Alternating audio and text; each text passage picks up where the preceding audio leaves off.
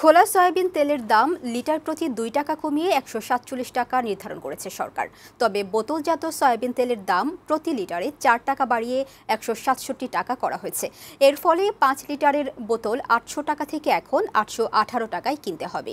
আর পাম অয়েলের সর্বোচ্চ খুচরা মূল্য 135 টাকা নির্ধারণ করা হয়েছে। ভোজ্য তেল সমিতির আবেদনের প্রেক্ষিতে দুপুরে সচিবালয়ে বাণিজ্য মন্ত্রণালয়ের ট্যারিফ কমিশনের বৈঠক হয়। বৈঠক শেষে এই দাম নির্ধারণের কথা জানান বাণিজ্য প্রতিমন্ত্রী আহসানুল ইসলাম টিটু, যা আগামীকাল থেকে কার্যকর হবে।